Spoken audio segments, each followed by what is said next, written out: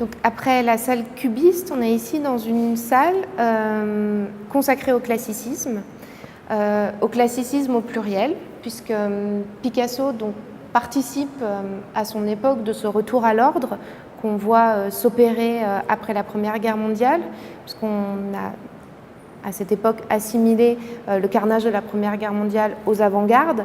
Donc après ce trouble, beaucoup d'artistes retournent à la figuration et s'inspirent de l'Antiquité et du classicisme. Le classicisme de Picasso, il s'épanouit dès 1917 à l'occasion d'un voyage à Rome. Il est invité par Jean Cocteau à participer à un ballet.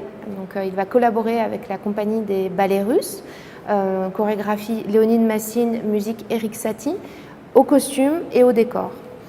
À l'occasion de ce voyage, il va visiter Rome et il va visiter Naples.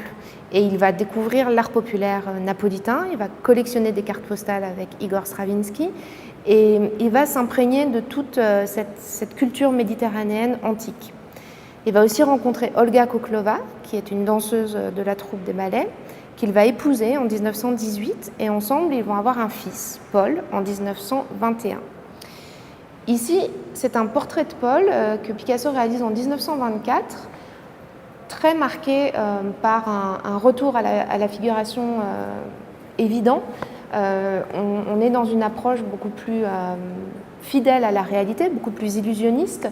On a un visage qui est traité avec une grande délicatesse, notamment dans le détail des cheveux, hein, où on a un trait de pinceau par cheveu. Tout ce détail de la collerette aussi, en partie laissé inachevé, qui peut faire penser aussi à l'art de Goya et au portrait d'enfant hein, que Picasso connaît bien.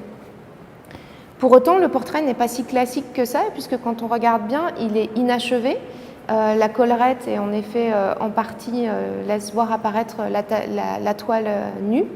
Et ici, Picasso a choisi de laisser visible un repentir. Donc il a changé d'option pour la position du pied de Paul et il a choisi de le laisser visible.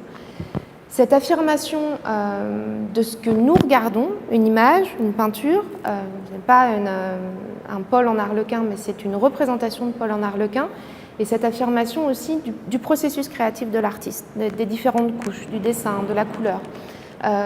C'est quelque chose de très nouveau et de très révolutionnaire.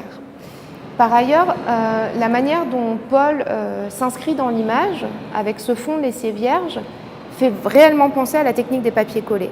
On a des motifs de papier décoratif qui reprennent notamment ces losanges et on retrouve cette esthétique du papier collé. Donc ici, on a un portrait classique, mais qui doit aussi beaucoup au cubisme, en réalité. Et pour terminer, ce portrait donc, que Picasso a gardé toute sa vie, portrait de son fils, il choisit de le représenter en arlequin, et arlequin, c'est le double de l'artiste. Il a représenté beaucoup d'arlequins, notamment pendant la période rose, et à chaque fois qu'on voit un personnage en arlequin, c'est Picasso qui se représente lui-même. Et le fait qu'il donne ici son costume d'arlequin à son fils, c'est un témoignage de son amour et une reconnaissance de sa paternité, et ça en fait un portrait avec une saveur particulière.